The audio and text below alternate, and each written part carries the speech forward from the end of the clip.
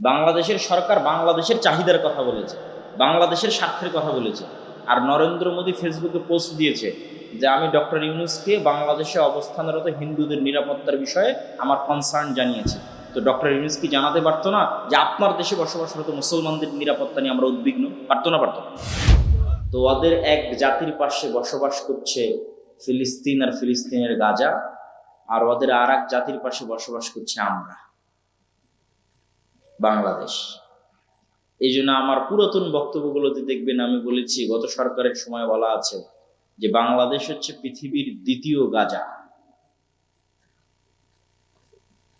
তো আমার মেজ ভাই আব্দুর রহমানের সাথে গল্প হচ্ছিল, আব্দুর রহমানের সাথে গল্প করছিলাম যে ইউসুফ বিন তাশফিন যখন স্পেন খ্রিস্টানদের কাছে হাতছাড়া হয়ে যাবে, খ্রিস্টানেরা দখল করে নেবে স্পেনকে, কেননা মুসলমানদের বিজয় যাত্রা স্পেনে গিয়ে শেষ হয়ে গেছে, ফ্রান্স আর ইতালির সীমান্তে গিয়ে শেষ হয়ে গেছে। মুসলমানেরা শীত অঞ্চল বিজয় করতে পারে, শীতে যুদ্ধ করে অভ্যস্ত ছিল না।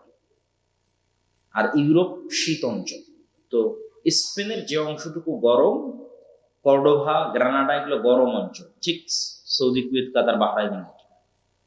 আবার যেই সীমান্তটা ফ্রান্সের সাথে লাগোয়া, ওখান থেকে শীত ছুঁয়ে প্রচন্ড বরফের কারণে যুদ্ধ পরাজয় হয়। ওই সমস্ত বরফ আচ্ছাদিত অঞ্চলে যুদ্ধে মুসলিম মুজাহিদের অভ্যস্ত ছিল।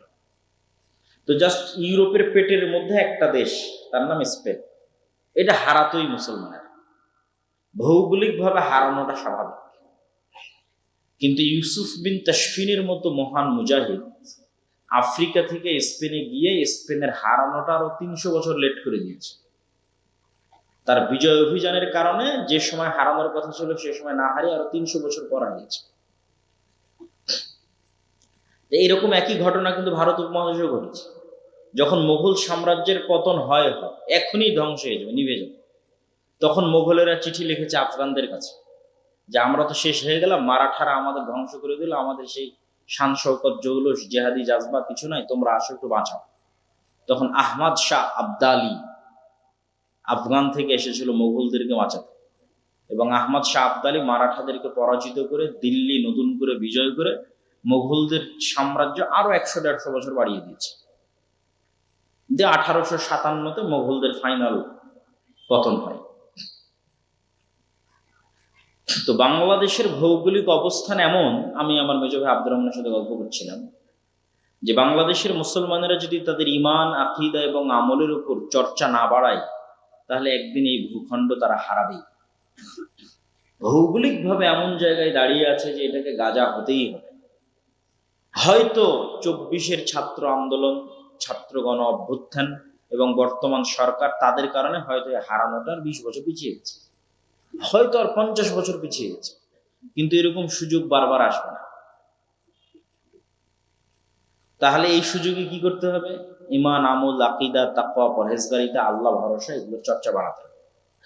না হলে আমাদের ভৌগোলিক অবস্থান বলছে আমরা অনিরাপদ। তো আলোচনা শুরু করেছিলাম কি, আল্লাহ তো বলে দিয়েছে আমাদের সাথে শত্রুতা করবে কারা বেশি। একদল বসবাস করছে ফিলিস্তিনের পাশে, আর একদল বসবাস করছে আমাদের পাশে, তাহলে এটা তো আল্লাহ বলেছে তারা আমাদের প্রতি শত্রুতা। কারণ কি এই শত্রুতার? এই শত্রুতার মূল কারণ হচ্ছে সুপারিয়রিটি থিওরি। সুপারিয়রিটি মানে হচ্ছে নিজেকে জন্মগতভাবে অন্যের চাইতে বেস্ট কল্পনা করা।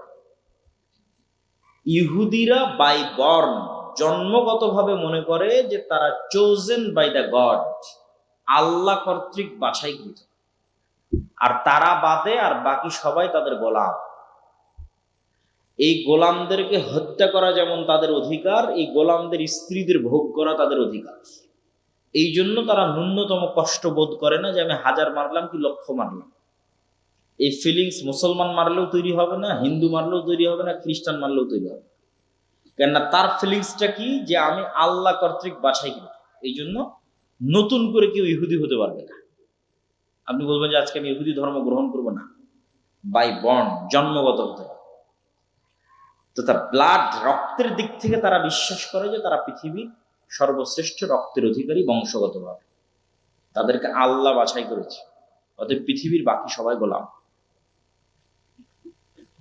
ঠিক সেম মতবাদ আমাদের পার্শ্ববর্তী দেশের ব্রাহ্মণ্যবাদী মতবাদে বিশ্বাসী যারা, তারা বিশ্বাস করে।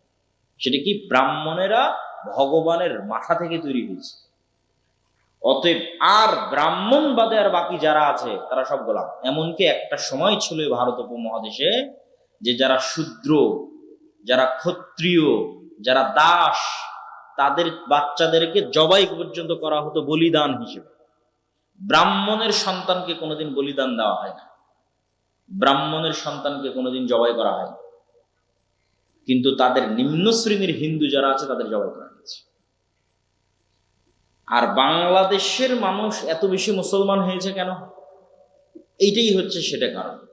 ব্রাহ্মণ্যবাদীদের এই সুপারিয়রিটি থিওরি, আর্যদের নিজেদেরকে এই মহৎ মনে করা, আর বাকিরা সব তাদের গোলাম। মুসলমানদেরকে তারা বলতো লেচ্ছ, জবন, অস্পৃশ্য, মানে মুসলমানের গায়ে হাত দিলেও অপবিত্র হয়ে যাবে, মুসলমান ঘরে ঢুকলে ঘর অপবিত্র হয়ে যাবে।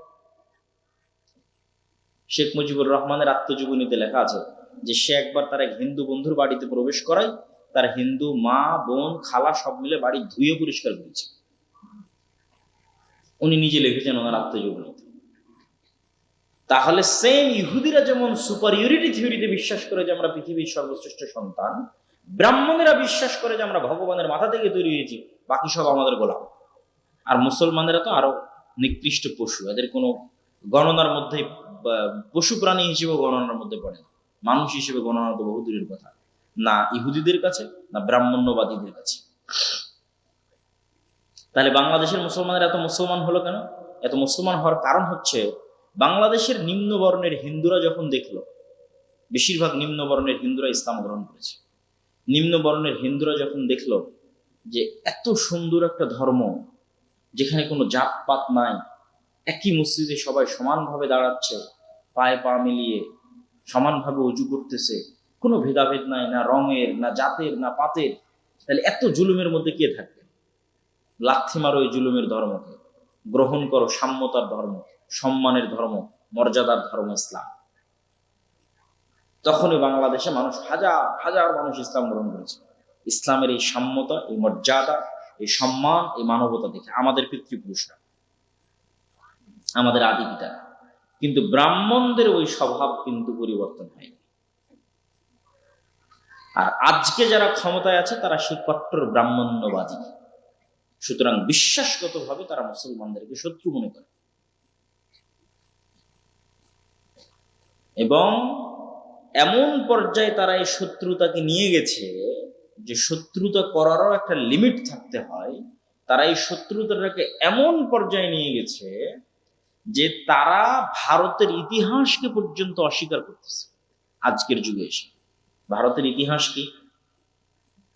একটা হিস্টোরিয়ান, একজন ঐতিহাসিকও ডকুমেন্ট দিতে পারবে না যে একটা টাকা মোগলরা ভারত থেকে আফগানিস্তানে নিয়ে গেছে, ভারত থেকে উজবেকিস্তানে নিয়ে গেছে, ভারত থেকে কাজাখস্তান, বোখারায় নিয়ে গেছে। একটা টাকা ভারত থেকে মুঘলরা পাচার করেছে। কেননা মুসলমানদের স্বভাবের মধ্যেই নাই যে মুসলমানরা কোনো দেশ বিজয় করলে সেখান থেকে টাকা পাচার করবে, স্বভাবের মধ্যে না। মুসলমানেরা যখন যে দেশ বিজয় করেছে চিন্তা করেছে ওটাই আমার দেশ, ওটাকে উন্নত করতে হবে। এটা তো ব্রিটিশদের স্বভাব, যখন যে দেশ বিজয় করেছে কেমনে চুরি করে সব ধন দৌলত চুরি করে নিয়ে যাওয়া যাবে, ওই সমুদ্রের ওপারে যেন কেউ ধরতে না পারে। চারদিকে সমুদ্র, ইংল্যান্ডের চারিদিকে সমুদ্র, যেন কেউ ধরতেই না পারে। সব জিনিস, টাকা পয়সা, ধন দৌলত চুরি করে নিয়ে চলে গেছে। কিন্তু মোগলদের নামে কেউ একটা ডকুমেন্ট দেখাবে যে এখান থেকে চুরি হয়েছে না। মোগলরা একটা টাকা যদি ইনকাম করেছে আল্লাহর রাস্তে, সেটাই ভারতের পিছনে বিনিয়োগ করেছে।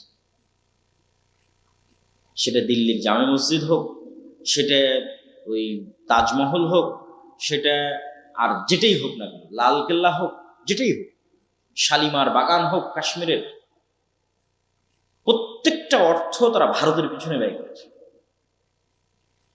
এবং যেই মুহূর্তে বাদশাহ আলমগীর এই পুরো ভারতের নেতা, আজকের ব্রাহ্মণ্যবাদীরা বলে যে আমাদের অখণ্ড ভারত লাগবে, তো অখণ্ড ভারত তো হিন্দুদের কোনোদিন প্রতিষ্ঠাই হয়নি।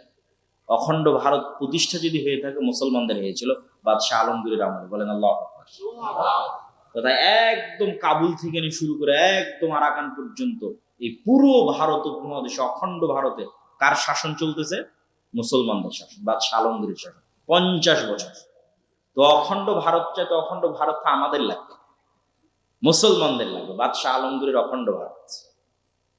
আমরাও অখণ্ড ভারত থিওরিতে একমত, তবে সে অখণ্ড ভারত কাদের হবে? মুসলমানদের অখণ্ড ভারত, বাদশাহ আলমগীরের অখণ্ড ভারত। তো বাদশাহ আলমগীরের সময় গোটা পৃথিবীর জিডিপির 25-30% জিডিপির মালিক ছিল ভারত, গোটা পৃথিবীর জিডিপির।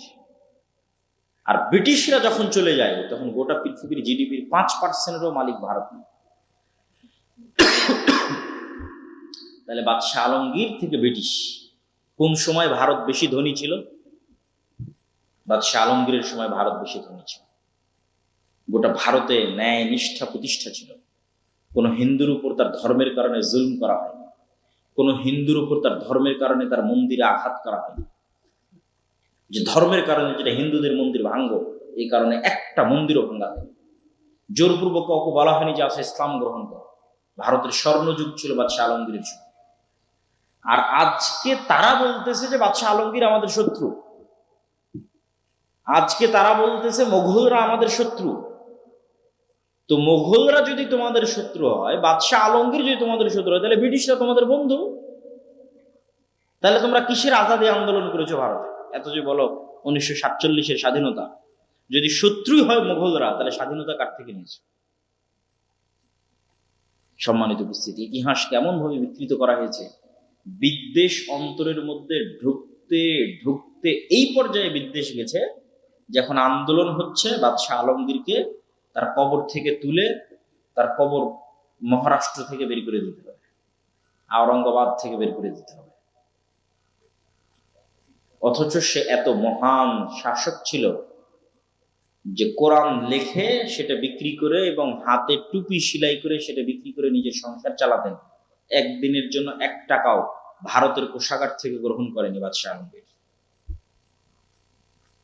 এবং তাদের বাপদাদারা সবাই বড় বড় মাজার তৈরি করেছে, তাজমহল, আরো বড় বড় মাকবারায় হুমায়ুন, বাবরের মাকবারা, হুমায়ুনের মাকবারা।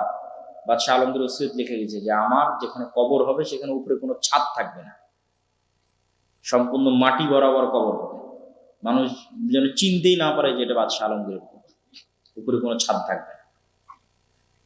খুবই আল্লাহওয়ালা পরহেজগার মানুষ ছিলেন। এখন বলতেছে তার লাশ যেন কবর থেকে বের করা হয়।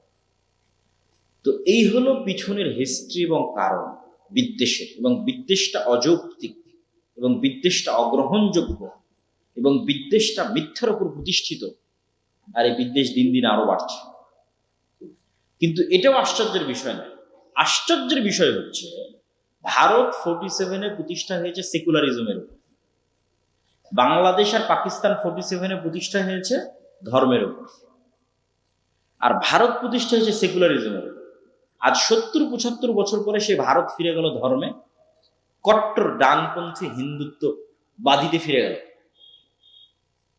আর ভারত, এই পাকিস্তান আর বাংলাদেশ ফিরে গেল এটা দেখাতে যে আমরা কত বড় সেকুলার। দেখো, আমাদের চেয়ে বড় সেকুলার আর দুনিয়াতে কেউ নাই। আর সেকুলার দেখানোর পাল্লা পাকিস্তান আর বাংলাদেশ এবং এরকম দেশের এত বেশি হলো, আর ভারত এত কট্টর হওয়ার পরও ভারতের মাটিতে বিদেশের গোয়েন্দা এসে বলে যে বাংলাদেশের সংখ্যালঘুদের নিরাপত্তা দিতে হবে। বাংলাদেশে কোনো ঘটনাই ঘটেনি সংখ্যালঘুদের। আমরা জানি না যে বাংলাদেশের ইতিহাসে কোনো মুসলমান কোনো মন্দিরকে ভেঙে সেখানে মসজিদ তৈরি করেছে। একটা উদাহরণ যে বাংলাদেশের ইতিহাসে বা পাকিস্তানের ইতিহাসে কোথাও একটা মন্দির ভেঙে সেখানে মসজিদ তৈরি করা হয়েছে, কোথাও কোনো হিন্দুকে গণপিটুনিতে হত্যা করা হয়েছে না। এর বিপরীতে অহরহ ঘটতেছে ভারতে। মসজিদ ভাঙ্গো, এটা নাকি আগে মন্দির ছিল, সব মসজিদ নাকি আগে মন্দির ছিল, এই জন্য সব মসজিদ ভেঙে মন্দির তৈরি। আর যে কোনো মুসলমান যদি শুধু বোঝা যায় যে হ্যাঁ তার কাছে গরুর গোস্ত আছে বা ছিল বা ফ্রিজে আছে, ওকে ধরে হত্যা করে, অথবা হোলি খেলায় অংশগ্রহণ করেনি তাকে হত্যা করে, অপরাধ প্রতিদিন ঘটতেছে। তাহলে সংখ্যালঘু নির্যাতন কোথায় হচ্ছে? ভারতে হচ্ছে। এবং দেখেন যে আমরা যতই ডক্টর ইউনূস সরকারের প্রশংসা করি, তারপরেও এটা বাংলাদেশের সেকুলারিজম এবং নতজানু নীতির প্রমাণ। হ্যাঁ, বাংলাদেশের সরকার বাংলাদেশের চাহিদার কথা বলেছে, বাংলাদেশের স্বার্থের কথা বলেছে। আর নরেন্দ্র মোদী ফেসবুকে পোস্ট দিয়েছে যে আমি ডক্টর ইউনূসকে বাংলাদেশে অবস্থানরত হিন্দুদের নিরাপত্তার বিষয়ে আমার কনসার্ন জানিয়েছি। তো ডক্টর ইউনূস কি জানাতে পারতো না যে আপনার দেশে বসবাসরত মুসলমানদের নিরাপত্তা নিয়ে আমরা উদ্বিগ্ন? পারতো না? পারতো। কিন্তু এটাই হচ্ছে আমাদের অবস্থানের জায়গা, যে তারা তাদের ধর্ম ভুল হওয়ার পরও, ভ্রান্ত হওয়ার পরও, বাতিল হওয়ার পরও তার ধর্মে সে কট্টর। আর মুসলমানের দিন সত্য, মুসলমানও জানে, ডক্টর ইউনূসও জানে যে ইসলাম একটা সত্য ধর্ম, সত্য দিন, সবাই জানে মুসলমান। কিন্তু মুসলমানেরা এই দিনের উপর কট্টর নয়। কে কত কম্প্রোমাইজ করতে পারে, কে কত সেকুলার হতে পারে। আমাকে যদি এক গালে একটা থাপ্পড় মারে আর এক গাল পেতে দিয়ে বলো ভাই এটা তো মারেন, না আমি সেকুলার। তাহলে তারা ভ্রান্তির উপর কট্টর, আর মুসলমানেরা সত্যের উপর সেকুলার, সত্যের উপর কম্প্রোমাইজ করছে। এই জন্য আমি আমার আজ থেকে 3-4 মাস আগের বক্তব্যগুলোতে বলেছি যে বাংলাদেশের লোকজন ফেসবুকে প্রচুর লেখালেখি করে, ট্রল করে ভারতের লোকজনগুলো, ইদানিং তো আরও বেশি। তখন আমি উত্তরে বলেছি, সব জায়গায় বলেছি যে তোমরা যে বলতেছো যে তারা হচ্ছে গোমূত্র পান করে অথবা গোবর পান করে, এই জন্য তাদের গায়ে শক্তি নাই, তারা ভীরু কাপুরুষ, আর আমরা মহাশক্তিশালী, আমরা গরুর দুধ পান করি, উমুক তুমুক ইত্যাদি, আমরা একদম ধুয়ে ফেলে দেবো, এই করে নেবো, সেই করে নেবো, অসংখ্য কথাবার্তা। তো কিন্তু এটার মানদণ্ডটা কোথায়? এটার মানদণ্ডটা যে জায়গায়, সে জায়গায় দাঁড়ালে তুমি ফেল হয়ে যাবে। এটার মানদণ্ডটা হচ্ছে সে গরুর মূত্র তার দিনের অংশ মনে করে খায়। বুঝেননি মনে আমার কথা? গরুর মূত্রের মতো একটা বিষয় বা গোবরের মতো একটা বিষয় তার দিনের উপর সে কট্টর কত, যে এইরকম একটা ভুল বিষয়কেও সে পান করে তার দিনের উপর কঠোরতা রাখে। তাহলে ও সাহসী। আর তুমি যদি সাহসী হও, তুমি তো দাঁড়িয়ে রাখতে ভয় পেয়েছো, তুমি তো টাকনোর উপর কাপড় তুলতে ভয় পেয়েছো। কে কোথায় জঙ্গি বলে দেবে, কে সন্ত্রাসী বলে দেবে। বিদেশে যাবে, আমেরিকা যাবে, ইংল্যান্ডে যাবে, দাড়িতে কাটো, কাটে পাসপোর্টের জন্য দাঁড়াও, মাথা থেকে টুপিটি সরাও, সরে পাসপোর্টের জন্য দাঁড়াও। যে তুমি তো আগেই তোমার ধর্মকে বিক্রি করে দিয়েছো। তাহলে সাহসী কে? ও ভ্রান্তের উপর হতে পারে, কিন্তু ভ্রান্তের উপর কঠোরতা প্রমাণ করে যে প্রকৃত সাহসী। তোমার দিন সত্য হতে পারে, কিন্তু তোমার দিন সত্য হওয়ার পরও তোমার দুর্বলতা প্রমাণ করে তোমরা ভীরু কাপুরুষ। তাহলে এই জিনিসগুলোর সমাধান হচ্ছে, এই জন্য আমি বলেছি যে সারা পৃথিবী ডানপন্থী কঠোরতার দিকে যাচ্ছে। একমাত্র মুসলমানেরাই পাগল যে তারা সবসময় সেকুলারিজমের কথা বলতেছে। ডানপন্থী কঠোরতা বলতে ইসরায়েল ডানপন্থী কট্টর, মানে নিজ ধর্মে কট্টর। ভারত ডানপন্থী কট্টর, ধর্মের নামে ক্ষমতায় গেছে, ব্রাহ্মণ্যবাদী। এরা যদি ধর্মের নামে ক্ষমতায় গিয়ে সন্ত্রাসী না হয়, তো মুসলমান ধর্মের নামে ক্ষমতায় গিয়ে কেন সন্ত্রাসী? কোন যুক্তিতে? আমেরিকাও ডানপন্থার দিকে আগাচ্ছে। আমেরিকার মাটিতে পরিবার বিরোধী যত আইন ছিল সব বাতিল করে দিচ্ছে ট্রাম্প। বাইবেল স্কুলগুলোতে অধ্যয়ন চালু করতেছে। এটা একদিক থেকে ভালো, কিন্তু আমি যেটা নিতে বলতেছি সেটা হচ্ছে যে তাই কট্টর ডানপন্থী ধর্মের দিকে আগাচ্ছে। আর আমরা একমাত্র মুসলমান, কত ধর্ম থেকে দূরে থাকা যায়। তাহলে আমার দাবির সাথে না আল্লাহ একমত হবে, না আমার দাবির সাথে পৃথিবী একমত হবে।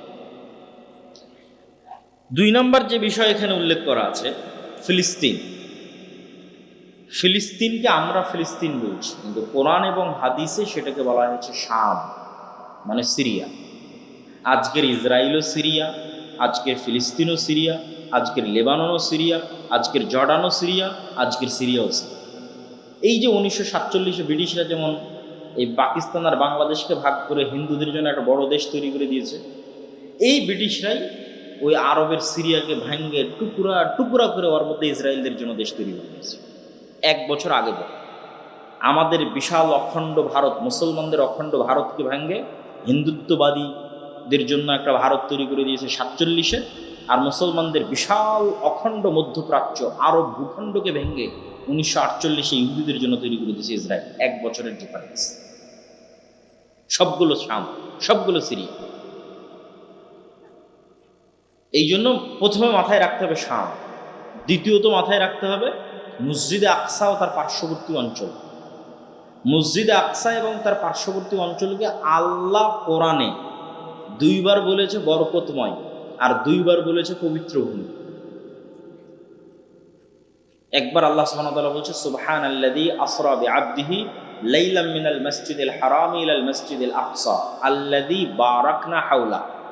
মহাপবিত্র সেই সত্তা যে তার বান্দা মুহাম্মদ সাল্লাল্লাহু আলাইহি সাল্লামকে রাতের বেলা মক্কার মসজিদে হারাম থেকে দূরবর্তী মসজিদে আকসায় সফর করিয়েছে, সেই দূরবর্তী মসজিদ যার চারিদিক আল্লাহ বরকত দিয়ে ঘিরে দিয়েছে। বলেন আল্লাহু আকবার।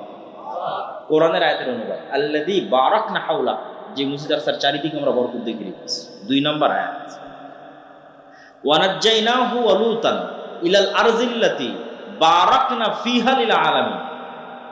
আমি আল্লাহ ইব্রাহিমকে আশ্রয় দিয়েছি, লূতকে আশ্রয় দিয়েছি পৃথিবীর ওই মাটিতে, যেই মাটিতে আমি বরকত রেখেছি সারা পৃথিবীর মানুষের জন্য। বলেন আল্লাহু আকবার। কোরআনের আয়াতের অনুবাদ করতেছে।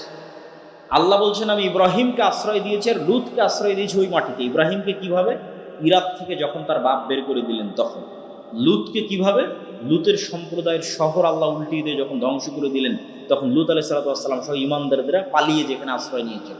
আর ইব্রাহিম আলাইহিস সালাম ইরাক থেকে বাপের বাড়ি থেকে পালিয়ে যেখানে আশ্রয় নিয়েছিল। তাহলে ইব্রাহিম পালিয়ে আশ্রয় নিলেন, লূত পালিয়ে আশ্রয় নিলেন যেই জায়গা, সেই জায়গাকে আল্লাহ বলছে সারা পৃথিবীর মানুষের জন্য বরকত নিয়ে। সেটা হচ্ছে মসজিদ আকসা এবং তার পার্শ্ববর্তী, সেটাই জেরুজালেম, সেটাই শাম। এই জন্য মোহাম্মদ সাল্লাল্লাহু আলাইহি ওয়াসাল্লামের দারুল হিজরা মদিনা। মোহাম্মদ সাল্লাল্লাহু আলাইহি ওয়াসাল্লাম মক্কা থেকে হিজরত করেছে মদিনা, আর মোহাম্মদ সাল্লাল্লাহু আলাইহি ওয়াসাল্লামের পিতা ইব্রাহিম আলাইহিস সালাম হিজরত করেছে ইরাক থেকে শাম। এই জন্য দিন 2 জায়গাতে কিয়ামত পর্যন্ত থাকবে। একটা মোহাম্মদ সাল্লাল্লাহু আলাইহি ওয়াসাল্লামের হিজরত স্থল মদিনায় কিয়ামত পর্যন্ত দিন থাকবে, আর একটা পিতা ইব্রাহিম আলাইহিস সালামের হিজরত স্থল শামে কিয়ামত পর্যন্ত দিন থাকবে। হকপন্থীরা থাকবে শামে। এই জেরুজালেমের মাটিতে অসংখ্য নবী এসেছে। ইব্রাহিম আলাইহিস সালামের 2 সন্তান, বানু ইসরাইল, বানু ইসমাইল। বানু ইসমাইলের বংশে মোহাম্মদ সাল্লাল্লাহু আলাইহি ওয়াসাল্লাম, আমরা বানু ইসমাইল। আর বানু ইসরাইলের বংশে একদম ইব্রাহিম আলাইহিস সালাম থেকে শুরু করে ইসহাক, ইয়াকুব, ইউসুফ, মুসা, ঈসা, হারুন, দাউদ, সুলাইমান, জাকারিয়া, অসংখ্য নবী, যার বেশিরভাগ নবী জেরুজালেম এবং তার আশেপাশে, মসজিদ আকসা এবং তার আশেপাশে। যেমন 2-4টা নবীর কথা তো আপনারা খুব ভালো করেই জানেন। দাউদ আর সুলাইমান আলাইহিস সালাম সারা পৃথিবীতে যে রাজত্ব প্রতিষ্ঠা করেছিল, ওই রাজত্বের হেডকোয়ার্টার রাজধানী ছিল মসজিদ আকসা, জেরুজালেম।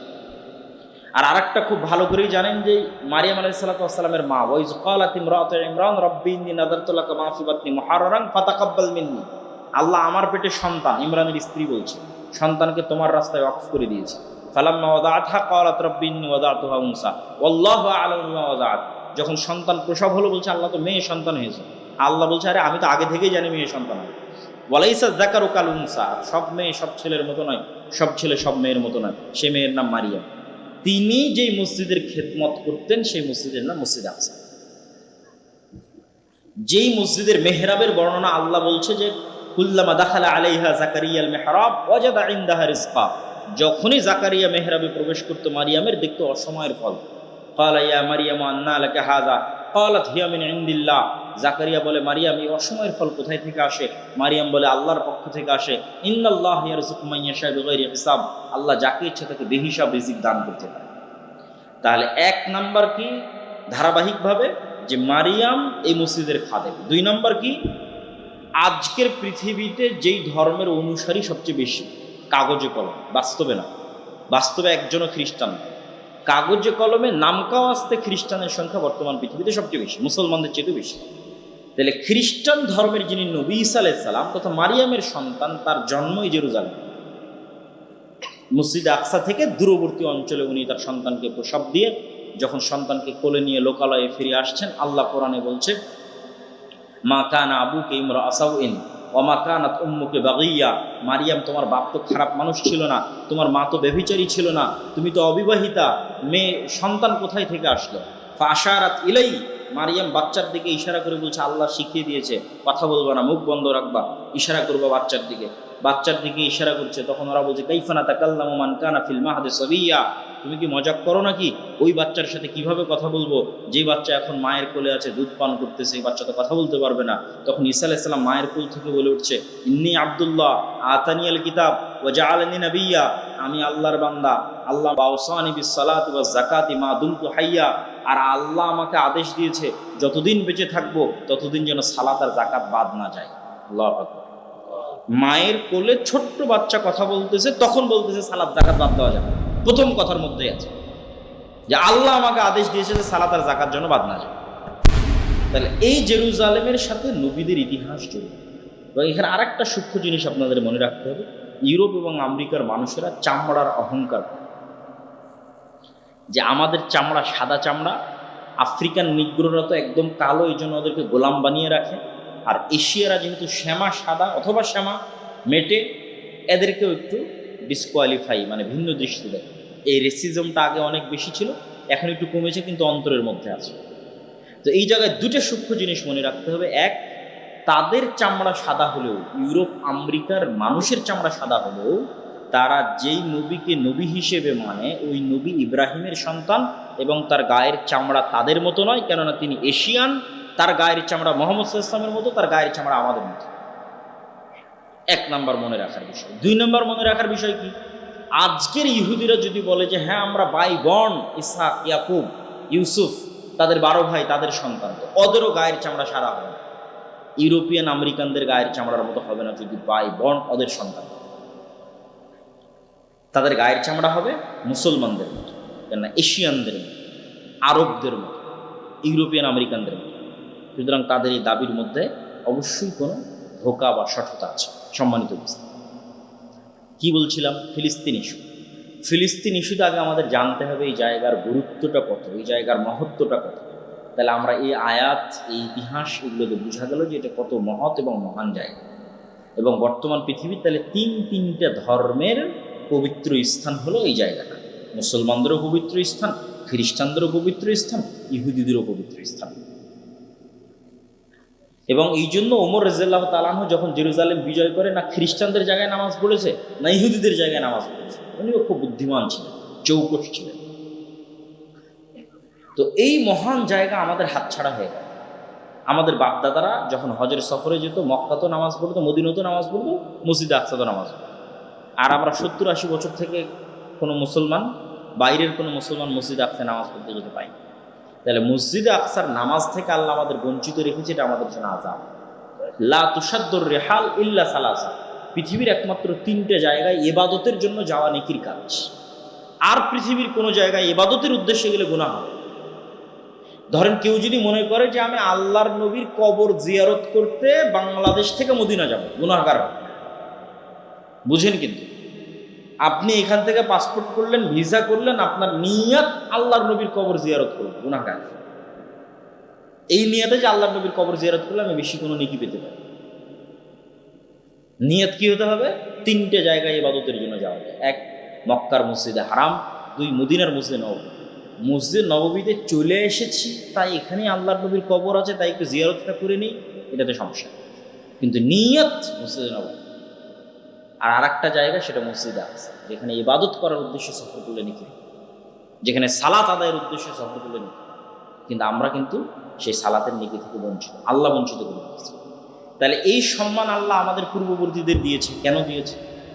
ওমর রাদিয়াল্লাহু তাআলা আনহু যেদিন, তাহলে এই প্রবলেমের সমাধান হয়েছে। ওমর রাদিয়াল্লাহু তাআলা আনহু যেদিন জেরুজালেম বিজয় করবেন, তখন আবু উবাইদা ইবনুল জাররাহ 4000 সাহাবী সহ 12,000 সৈন্য নিয়ে জেরুজালেম ঘেরাও করে আছে। প্রায় 1 মাস থেকে ঘেরাও চলতেছে, রক্তপাত চায় না। পাদ্রীরা বলল, ঠিক আছে, আমরা শেষ পর্যন্ত আত্মসমর্পণ করতে রাজি আছি, চাবি হস্তান্তর করতে রাজি আছি, আমিরুল মুমিনিন খলিফাতুল মুসলিমিন আসতে হবে। আমাদের বইয়ে যার ভবিষ্যৎবাণী করা আছে সে আবু উবাইদা ইবনুল জাররাহ নয়। এখন তোমাদের যে প্রধান সেনাপতি, সে ওই ব্যক্তি নয় যার হাতে আমরা চাবি হস্তান্তর। আমাদের ধর্মীয় বইয়ে এগুলো লেখা নেই, তবে একজনের কথা লেখা আছে, তাকে আসতে হবে, তাকে আমরা যাচাই করি। তা আমিরুল মুমিনিন খলিফাতুল মুসলিমিনের কাছে চিঠি লেখা হলো। উনি আসলেন, যখন উনি জেরুজালেমে প্রবেশ করছেন তখন উনি উটের রশি ধরে টানছেন। কিন্তু 1200 কিলোমিটারের পথ, মদিনা থেকে রওনা দিয়ে ফিলিস্তিনের জেরুজালেম 1200 কিলোমিটার পথ উটের পথে আসছেন। তো দুইজন মিলে ভাগ করে নিয়েছে চাকরের সাথে। তো যখন ঢুকছেন তখন তার পালিতে তিনি রশি ধরে টানছেন এবং জামা কাপড় জীর্ণ শীর্ণ। তো যেহেতু এই বিজয়টা একটা বড় বিজয়, কেননা রোমান এম্পায়ারের সবচেয়ে বড় তীর্থস্থল বিজয় হচ্ছে, এই জন্য হাজার হাজার পাদ্রী আছে। তা আবু ইবনুল জাররাহ হন্তদন্ত হয়ে ছুটে এসে বলছে, আজকে তো অপমান হয়ে গেল, আপনি হচ্ছেন আমাদের আমির, আমাদের খলিফা, আপনার এই অবস্থাতে তার আমাদের হাসি থাকে। ওমর রাদিয়াল্লাহু বলছে, এই কথা তুমি বাদে অন্য কেউ বললে কষ্ট পেতাম, কিন্তু তুমি বলাতে কষ্ট পেতাম। আমরা ছিলাম মরুভূমির রাখাল, দুনিয়ার কেউ চিনত না। জাহিলি যুগে আমি ওমর, আমাকে কেউ চিনত না। আর আজকে আমি ওমর অর্ধ পৃথিবীর শাসক, আবার রোমান এম্পায়ারের সবচেয়ে বড় তীর্থস্থল আমি ওমর বিজয় করতেছি। তো তোমরা কি মনে করছো এটা জামা কাপড়, পোশাক আশাক, স্টাইল আর এই সমস্ত এগুলো কিছু দিয়ে অর্জন করেছি? না। আ'আজ্জানাল্লাহু বিল ইসলাম, ইসলাম এবং কোরআনের অনুসরণ আল্লাহ আমাদেরকে সম্মান দিয়েছে। আল্লাহ, পৃথিবীর ইতিহাসের কোনো যুদ্ধে মুসলমানেরা শক্তি ক্ষমতা দিয়ে বিজয় অর্জন করে। আজকে মুসলমানদের কাছে যে ক্ষমতা আছে, যে শক্তি আছে, তার সিকি ক্ষমতা খোলাফায়ে রাশিদিনের আমলে মুসলমানদের কাছে ছিল। তার সিকি ক্ষমতা সুলতান মোহাম্মদ আল ফাতেহ, যিনি তুরস্ক বিজয় করেছেন, তার কাছে ছিল। সুলতান সালাহুদ্দিন আইয়ুবী তার কাছে ছিল।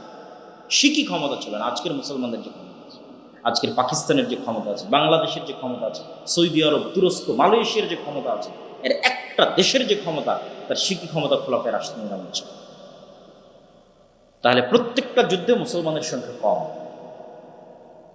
প্রত্যেকটা যুদ্ধে বিপরীত পক্ষের যোদ্ধার সংখ্যা বেশি।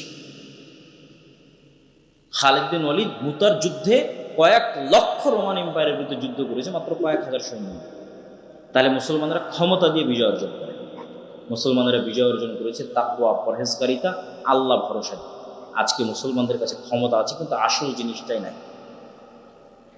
এই আসল জিনিসটা যে হারিয়ে গেছে, এটা আমি বহু বক্তব্যে বলেছি। আজকেও বক্তব্য যেহেতু দীর্ঘায়িত করবো না, সংক্ষিপ্ত করে নিয়ে আসি, একটু সারমর্ম বলি যে মুসলমানেরা সেই জায়গাটা হারিয়ে ফেলেছে। সেটা কি? আজকের মুসলমানেরা হচ্ছে আজকের যুগের বানু ইসরাইল। ওই যুগের বানু ইসরাইলদের কথা আলামতের সাথে এই যুগের বানু ইসরাইল কথা আমরা মিল আছে। ওই যুগের বানু ইসরাইলদের কথা কি বলছে আল্লাহ? ওয়াইজ নাজ্জাইনাকুম মিন আলি ফিরআউন ইয়াসুমুনাকুম সুআল আযাব ইউযাববিহুনা আবনাকুম ওয়া ইয়াসতাহুনা নিসাআকুম।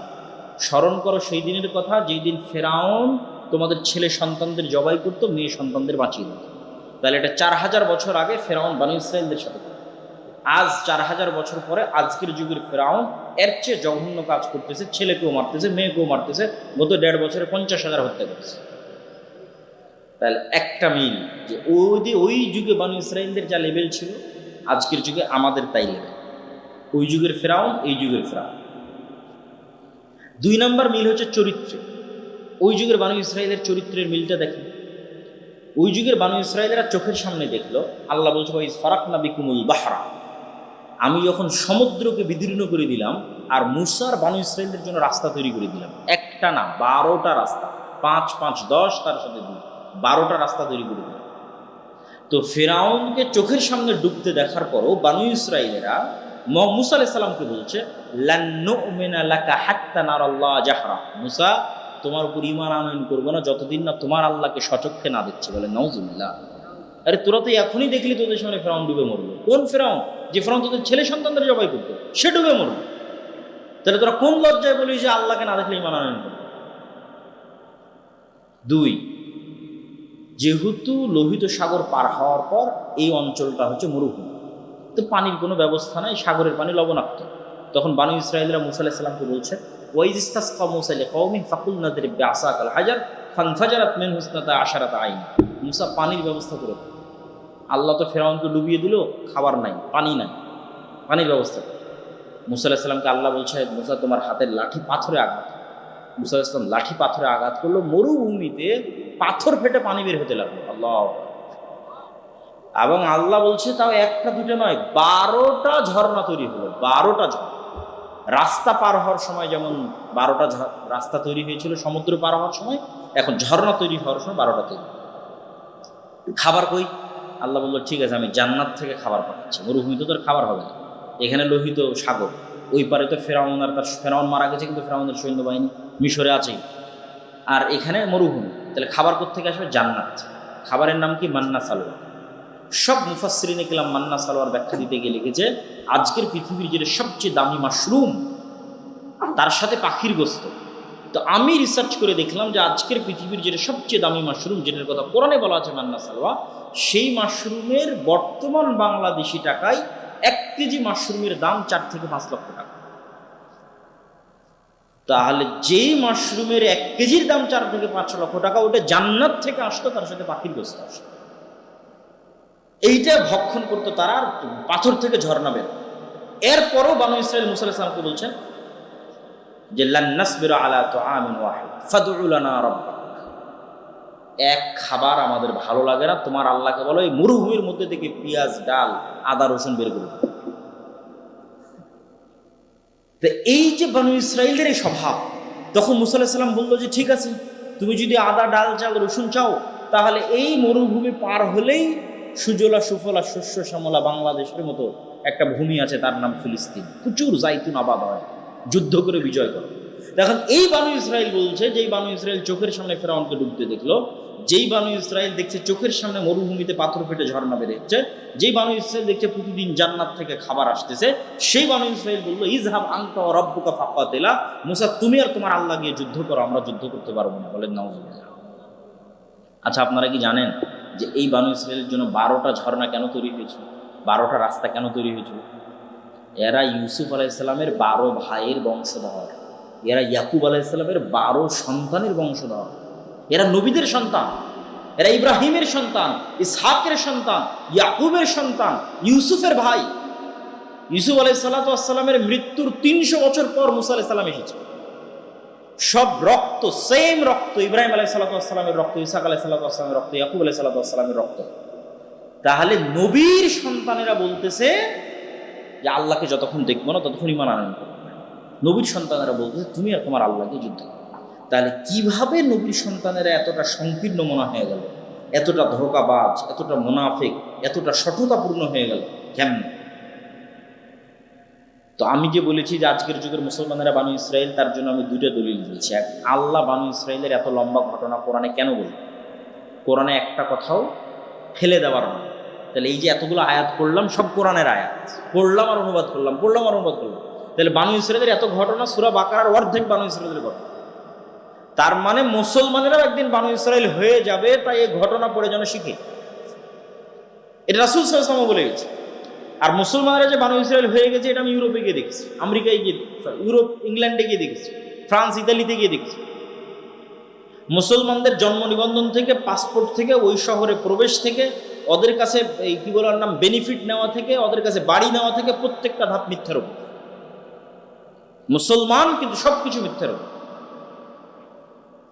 মুসলমান সবকিছু অন্যায়ের উপর, ও হাজি, নামাজি, সবকিছু, কিন্তু সবকিছু ধোঁকা এবং দুর্নীতির উপর। তাহলে এই মুসলমানই তো ওমরের বংশধর, এই মুসলমানই তো খালিদ বিন ওয়ালিদের বংশধর, সালাহুদ্দিন আইয়ুবীর বংশধর, মুহাম্মদ সাল্লাল্লাহু আলাইহি ওয়াসাল্লামের বংশধর। তাহলে ওরাও তো নবীর বংশধর, তো ওরা এরকম মুনাফিক হয়ে গেল?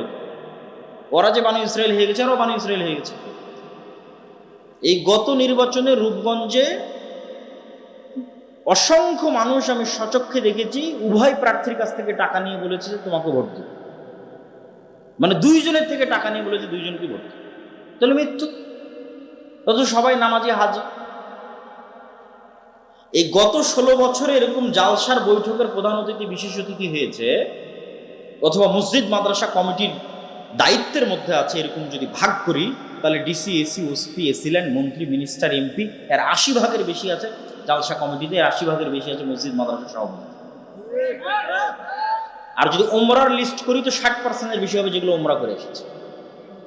আর তাহাজ্জুদের নামাজ তো সবাই পড়ে, কিন্তু নিজ নিজ দায়িত্বের জায়গায় সব মিথ্যুক, অন্যায়কারী, ধোঁকাবাজ, মুনাফিক, মানুষের হক মেরে খায়।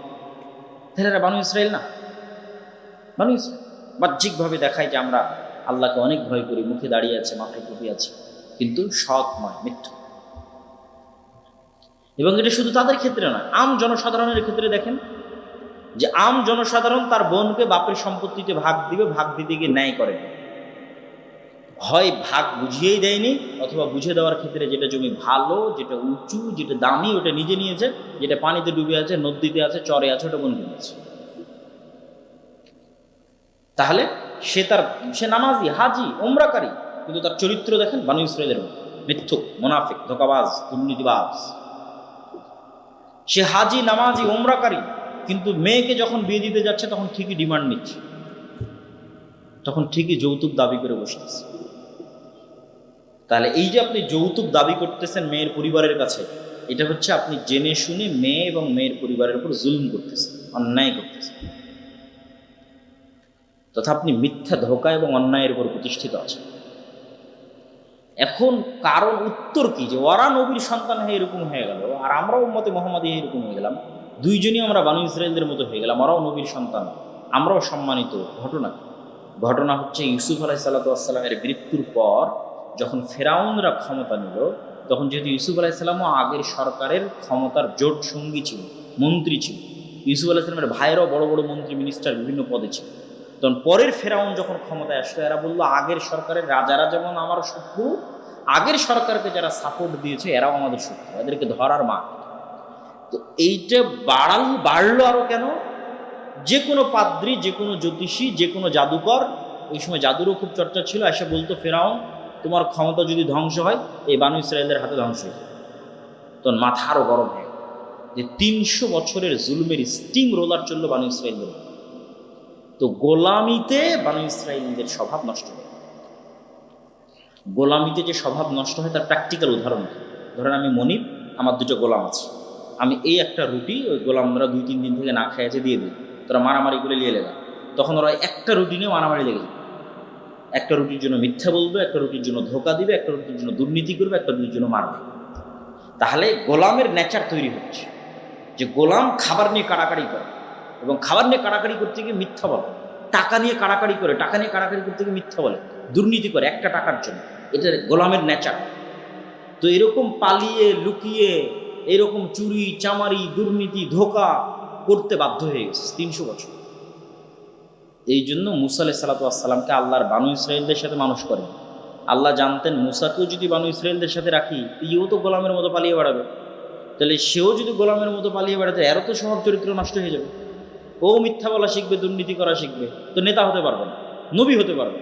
তখন আল্লাহ কি করলেন, মুসা আলাইহিসসালামকে তুলে রাজার বাড়িতে পাঠিয়ে দিলেন। রাজা ফেরাউনের বাড়িতে রাজপুত্র, অ্যাজ এ প্রিন্স, রাজপুত্র হিসেবে মুসা আলাইহিসসালাম মানুষ হচ্ছে। মানে টাকা পয়সা, খাদ্য, এগুলো নিয়ে মারামারি, কাড়াকাড়ি, গোলামি, মিথ্যা, ধোঁকা, এগুলোর চতুর্পাশ সীমানার মধ্যে নাই। তাহলে স্বাধীন, আত্মমর্যাদা সম্পন্ন হিসেবে মুসা আলাইহিসসালাম বড় হয়েছে। এই জন্য মুসা আলাইহিসসালাম যেই দিন দেখছে যে ফেরাউনের একটা লোক বানু ইসরায়েলের একটা লোককে অত্যাচার করছে, তো মুসা আলাইহিসসালাম যদি বানু ইসরায়েলের সাথে বড় হতো, বলতো আরে এটা তো আমরা দেখে আসছি জন্মের পর থেকে এরকম জুলুম হয়, কিন্তু গোলাম, আমার বাপ মা 14 গোষ্ঠী গোলাম, দেখে কি আর মানা করি কি? কিন্তু উনি তো স্বাধীন, জুলুম সহ্য করতে পারেনি, একদিন জুলুম দেখেছে, এক থাপ্পড়ে অন দ্য স্পট জালেমকে হত্যা করে দিয়েছে। কেননা উনি স্বাধীন। এই জন্য ওনার সাথে বানু ইসরায়েলের মিলেন। বানু ইসরায়েলরা গোলামি করতে করতে সংকীর্ণ মনে হয়েছে। তো আমাদের মতো আজকের যুগের মুসলমানদের সকল সমস্যা হচ্ছে, সারা পৃথিবীর মুসলমানেরা প্রায় 200 বছর ইউরোপিয়ানদের উপনিবেশ ছিল।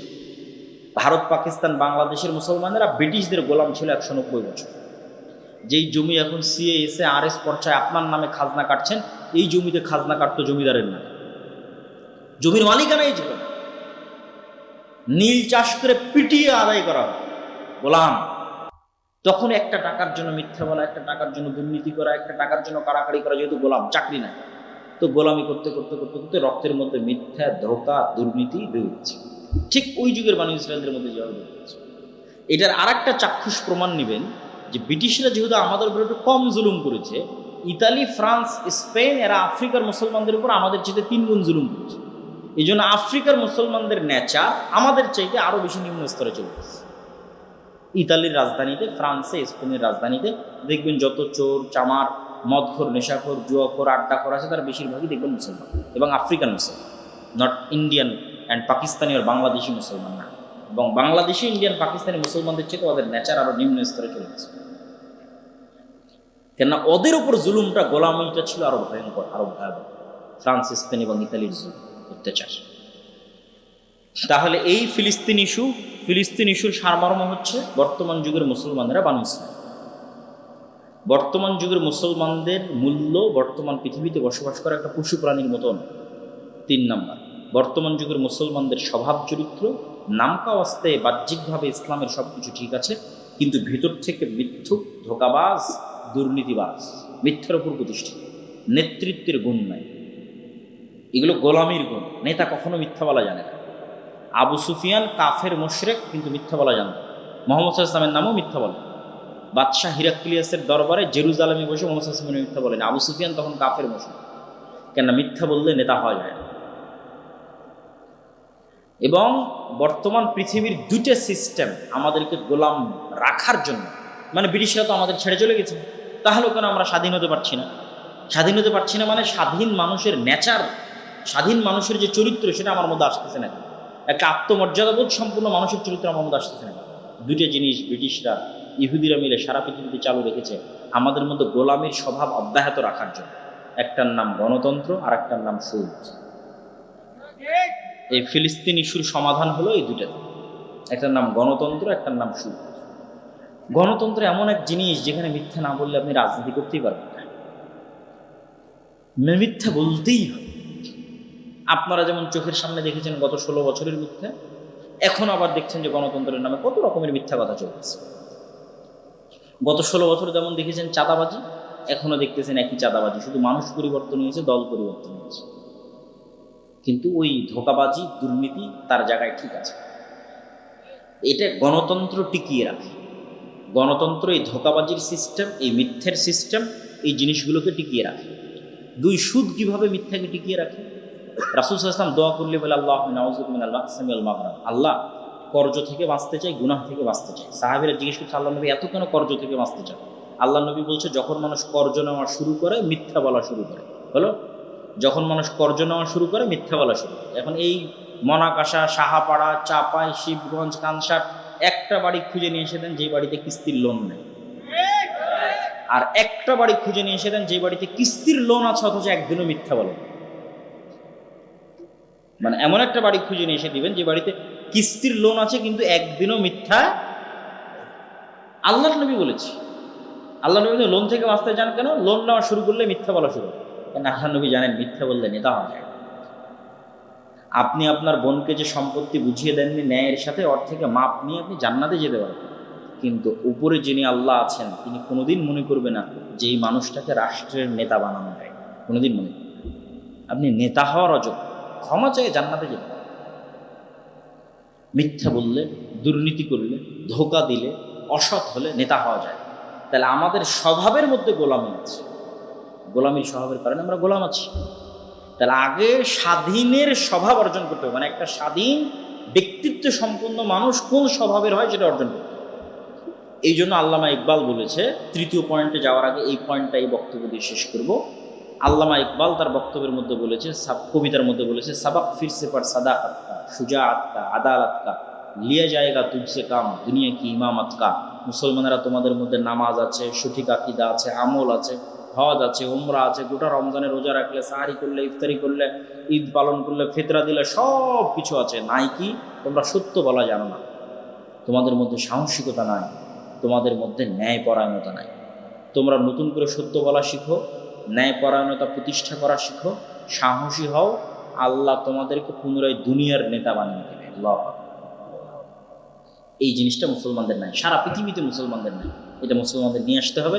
সব নবী ছিলেন সত্যবাদী, সব নবী ছিলেন ন্যায়পরায়ণ, জন্মগত ন্যায়পরায়ণ আর সত্যবাদী করার জন্যই মুসা আলাইহিস সালামকে ফিরআউনের বাড়িতে পাঠানো হয়েছে, বানু ইসরাঈলদের সাথে রাখা হয়, সম্মানিত উপস্থিতি। এবার 3য় পয়েন্টে চলে যায়। 3য় পয়েন্ট কি লেখা ছিল এখানে? বেদাতীরা আহলুল হাদিসদের মসজিদ দখল করে নিচ্ছে। প্রথম কথা হচ্ছে যে বাংলাদেশের মতো একটি রাষ্ট্র, যেই রাষ্ট্রকে কেউ বলছে গণতান্ত্রিক রাষ্ট্র, কেউ বলছে সাম্য নিরাপত্তার রাষ্ট্র, কেউ বলছে সেকুলারিজম, ধর্মনিরপেক্ষ রাষ্ট্র, যেই মূলনীতিতে আপনি আসেন না কেন, এখানে যদি একটা হিন্দুর শান্তি স্বাধীন মতো তার দিন প্রচারের, তার ইবাদত করার অধিকার থাকতে পারে, তাহলে অবশ্যই একজন আহলুল হাদিস সালাফি মানহাজের অনুসারী ব্যক্তির তার দিন প্রচারের, পালন করার, মসজিদ মাদ্রাসা তৈরি করার অধিকার আছে। এবং এই অধিকারের স্বীকৃতি সবাইকে দিতে হবে। এবং আমার বিশ্বাস যে এমন কাউকে খুঁজে পাওয়া যাবে না যে অধিকারের স্বীকৃতি দিবে না। তাহলে এই অধিকারটা লঙ্ঘন হচ্ছে কি কারণে? প্রথমত এখানে উভয় পক্ষের থেকে কারণ থাকতে পারে। এক নম্বর কারণ থাকতে পারে, কিছু কিছু জায়গায় এমন ন্যারো মাইন্ডেড মানুষের বসবাস, যারা এই বিষয়টাকে আহলুল হাদিস বা গায়ের মুকাল্লিদিয়াত এই বিষয়টাকে একদম বাতিল ফিরকার অন্তর্ভুক্তের মধ্যে ফেলে দেয়। অথচ আমি আব্দুল্লাহ দারুল উলুম দেওবন্দে একবার একটা বৈঠকে ছিলাম, যেখানে ভারত উপমহাদেশের বড় বড় দেওবন্দি আলেমরা উপস্থিত হয়েছে, যেখানে বিষয় ছিল গায়ের মুকাল্লিদিয়াত কা ফিতনা। ওখানে দারুল উলুম দেওবন্দের ছাত্রদের দাবি অনুযায়ী তাকে যারা বাহরুল উলুম বলে, বাহরুল উলুম নেমাতুল্লাহ আজমি, তিনি আমার ওস্তাদ, এখনো জীবিত আছে, ওনার একটা বক্তব্যের বিষয় ছিল কিয়া আহলে হাদিস আহলুস সুন্নাত ওয়াল জামাত সে খারিজ হ্যাঁ, ওনার বক্তব্য বিষয় ছিল। তথা আহলে হাদিসরা কি সত্য যে মানহাজ আহলুস সুন্নাত ওয়াল জামাত এর বাইরে একটা বাতিল ফেরকা? তখন উনি দীর্ঘ 1-1.5 ঘন্টা বক্তব্য দিয়েছিলেন, যেটা আমি নিজে ওখানে বসে থেকে শুনেছি, তার বক্তব্যের পয়েন্টগুলো নোট করেছি। যে বক্তব্যের সামারিতে উনি এটাই বলেছেন যে না, তিনি একজন দেওবন্দি আলেম, তিনি বলেছেন যে না, আহলে হাদিসরা আহলুস সুন্নাত ওয়াল জামাতের অন্তর্ভুক্ত।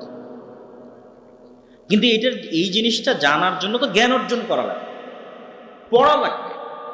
এই জন্য আমি ভারত উপমহাদেশে আহলে হাদিসদের ইতিহাসের উপর আমার লম্বা বক্তব্য আছে।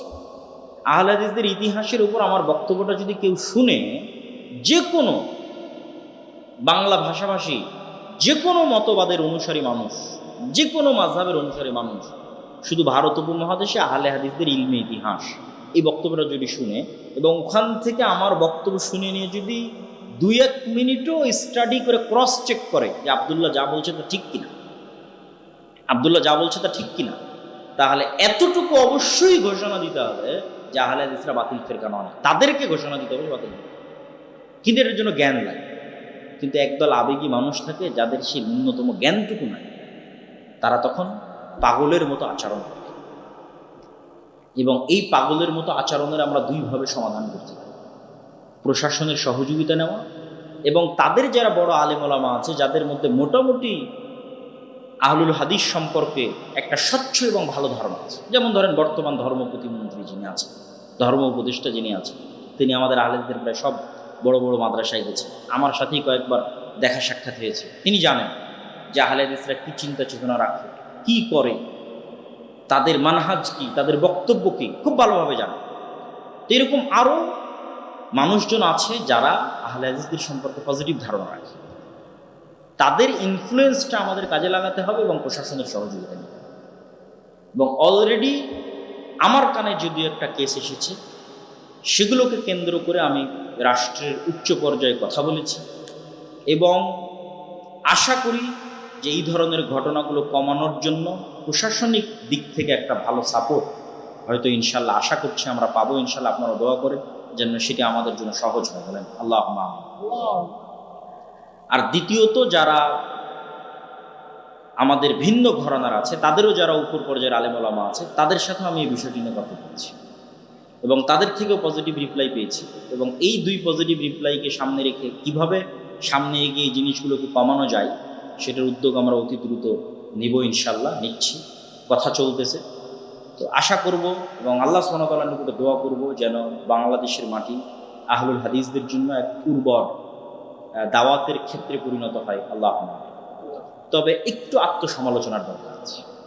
এত কিছু বলার পর কি একটু আত্মসমালোচনার দরকার আছে? দেখবেন আমি আমার বহু বক্তব্যে বলেছি যে দাওয়াতের পদ্ধতি হতে হবে নম্র এবং ভদ্র।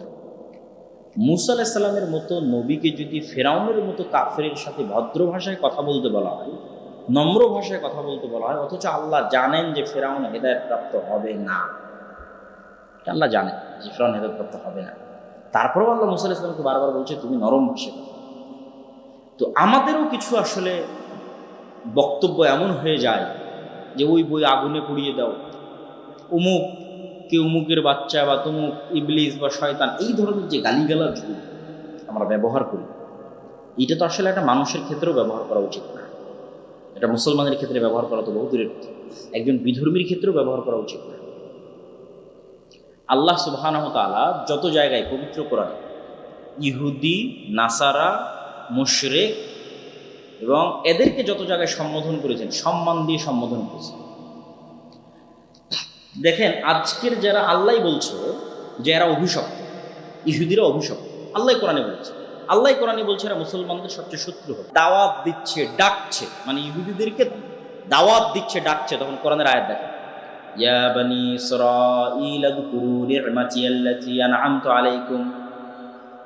কোথাও বলছে ইয়া বানি ইসরাঈল আযকুরু, বলছে ফাজ্জালতুকুম আলাল আলামিন, বলছে হে বানু ইসরাইলেরা। বানু ইসরাইল বলাটাই সম্মান। বানু ইসরাইল মানে ইয়াকুবের ছেলে, ইয়াকুব আলাইহিস সালামের ছেলে। হে বানু ইসরাইলেরা, স্মরণ করো সেই দিনের কথা যেই দিন আমি আল্লাহ তোমাদের উপর কত নিয়ামত দিয়েছিলাম। স্মরণ করো সেই দিনের কথা যেদিন আমি আল্লাহ তোমাদের উপর কত দয়া করেছিলাম। আল্লাহ একটি অভিশপ্ত জাতিকে এভাবে ডাকছে, তাদেরকে সম্মান দিয়ে, তাদের অতীত ইতিহাস স্মরণ করিয়ে ইমোশনালি তাদেরকে অ্যাটাচ করতেছে ইমোশনালি। এবার যখন খ্রিস্টানদের কথা আসতেছে তখন কি বলতেছে, যে এই খ্রিস্টান কাফের। আল্লাহ সুবহানাহু ওয়া তাআলা কোরআন মাজিদে কোথাও এইভাবে দাওয়াত দিয়ে বলে না যে এই কাফেরেরা, যে ইয়া আহলাল কিতাব, হে কিতাবের অনুসারীরা। আহলে কিতাব বলাটাই সম্মান। আহলে কিতাব বলাটা কেন সম্মান? আল্লাহ স্মরণ করিয়ে দিচ্ছে যে আমি তোমাদের কাছে একটা কিতাব পাঠিয়েছিলাম যার নাম তাওরাত, যার নাম জবুর, যার নাম ইনজিল। তোমরা কিতাবের অনুসারী, তোমরা আহলে কিতাব। তোমরা নাসারা হতে পারো, মুহাম্মাদের উপর ঈমান আনয়ন করো, এটাও হতে পারে, কিন্তু তোমরা আহলে কিতাব। সম্মান দিয়ে স্মরণ করে ডেকে তারপরে দাওয়াত দিচ্ছে, তাআলাউ ইলা কালিমাতিন সাওয়াআম বাইনানা ওয়া বাইনাকুম, আসো এমন কথার দিকে যে আমার এবং তোমার মধ্যে এক। তাহলে আপনি বলেন যে আপনার এক পাশের হানাফি ভাই, এক দেওবন্দি ভাই, সে এই ইহুদির চাইতে, মুশরিকের চাইতে, ফেরাউনের চাইতে, ওই খ্রিস্টানের চাইতে কি খারাপ? কি বলেন, খারাপ? যদি খারাপ না হয় তাহলে যদি আপনি বলেন যে ওর বই পুড়িয়ে দিব, ওর এই করব, সেই করব, এই কি অমুক অমুকের বাচ্চা, তুমুক, ইবলিস, শয়তান, মুখের ভাষার কোনো ঠিক নাই, তাহলে তারা কি আপনার দাওয়াতটা কিভাবে নেবে? ব্রেনের মধ্যে ডাইরেক্ট নেগেটিভ জিনিস ঢুকে যায়। মানে আপনার দাওয়াত সত্য হলেও আর কোনোদিন গ্রহণ করবে না, তুই তো আমাকে গালি দিয়েছিস। এই জন্য আল্লাহ কিন্তু বলেছে তোমরা অন্যের ইলাহদের গালি দিও না। জানি আমরা যে মা দুর্গার যে পূজা করে, মা কালীর যে পূজা করে, এটা ভ্রান্ত, তারপরেও আল্লাহ বলছে ওটাকে গালি দিও না। ওটাকে গালি দিলে আল্লাহ সম্পর্কে নেগেটিভ জিনিস আর ব্রেনে চলে যাবে, তখন সত্য জানলে আর মানতে পারবে। তো এই জন্য আমাদেরও একটু আত্মসমালোচনা দরকার আছে, যে আমি একটা জায়গায় মসজিদ তৈরি করলাম, আহলে হাদিসরা মসজিদ তৈরি করে সেখান থেকে ধরেন ফতোয়া দেওয়া শুরু করলাম যে সব হানাফিরা কাফের, সব হানাফিরা মুশরিক, হিন্দু জান্নাতে গেলেও হানাফিরা জান্নাতে যাবে। হলো? তাহলে তো আপনি দাওয়াতি কাজ করা জানলেন না। তাহলে আমরা হাজার চেষ্টা করেও কিন্তু আপনাকে ট্যাকেল দিতে পারবো না। তৃতীয় আর একটা নসিহা, আত্মসমালোচনা, সেটা হচ্ছে আমাদের ভাইয়েরা বিভিন্ন জায়গায় দেখা যাচ্ছে বড় কোনো প্রতিষ্ঠান বা বড় কোনো একটা প্ল্যাটফর্মের সাথে যোগাযোগ রক্ষা করা ছাড়াই তারা দেখা যাচ্ছে যে কার্যক্রম শুরু করে দিচ্ছেন, আলেমুল আমাদের পরামর্শ নিচ্ছেন না, আলেমুল আমাদের দিক নির্দেশনা নিচ্ছেন না। আবার বিপদে পড়ে গেলে দৌড়ে হয় আলেমুল আমার কাছে যাচ্ছেন, না হয় এর কাছে দৌড়াচ্ছেন। তো আমার কথা হচ্ছে কাজ শুরু করার আগেই আলেমুল আমাদের পরামর্শ নেন, আহলে হাদিসদের যে প্ল্যাটফর্মগুলো আছে সেগুলোর পরামর্শ নেন। পরামর্শ নিয়ে কাজ শুরু করেন, তাহলে দেখবেন আপনার কাজে ভুল হবে এবং এই ধরনের সমস্যা কমে আসবে। আল্লাহ সুবহানাহু ওয়া তাআলা আমাদের কবুল করুক, আল্লাহুম্মা আমিন। বক্তব্যের শেষের দিকে এসে আপনাদের কাছে কয়েকটা উদাত্ত আহ্বান।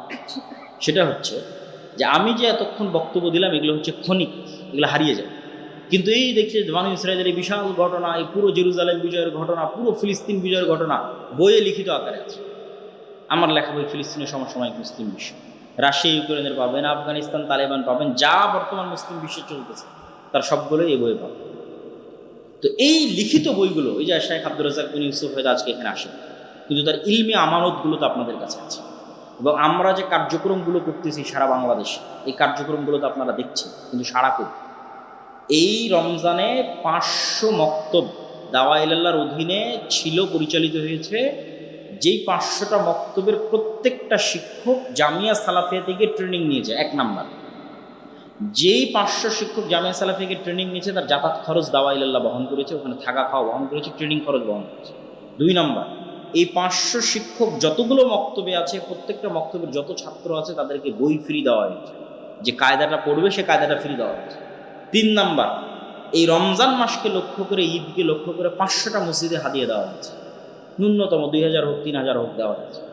এই 2000-3000 টাকাও আপনি কল্পনা করেন, 500 মসজিদ মানে 15 লক্ষ টাকা।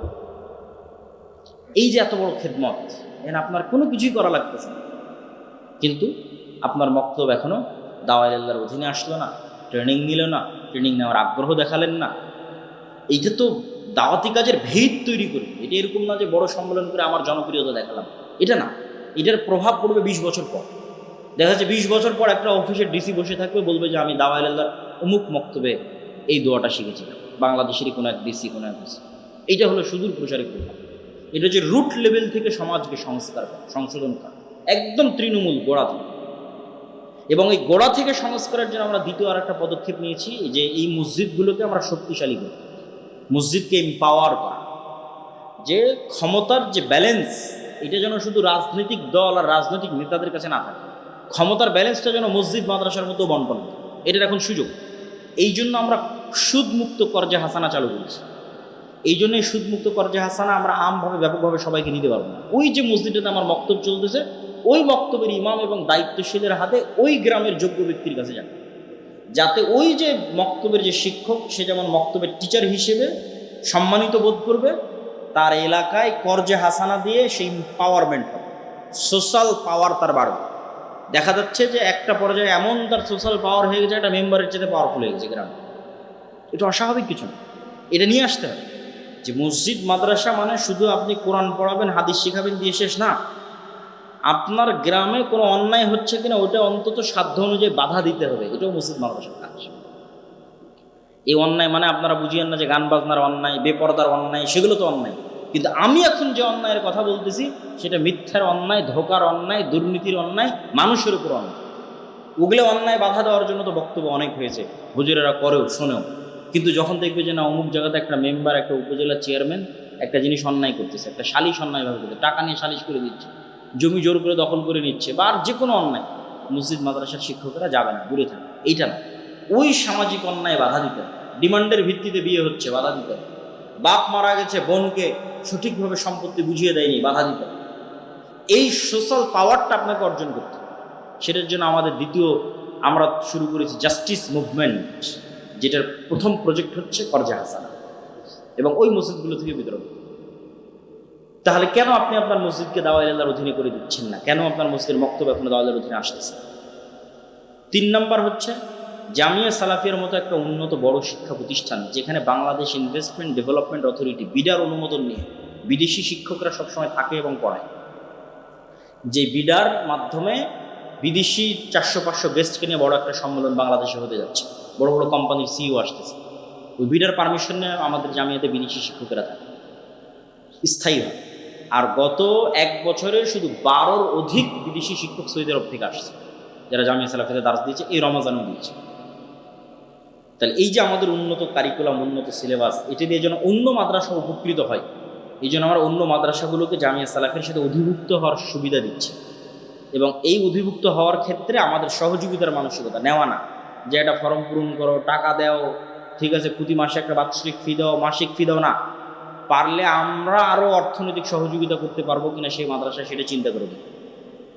তাহলে এই মাদ্রাসাগুলোকে উচিত যে এই সোশ্যাল এম্পাওয়ারমেন্টের যে মুভমেন্ট, জাস্টিস মুভমেন্ট, এর অংশ হওয়ার জন্য এই ধরনের কাজের সাথে কানেক্টেড।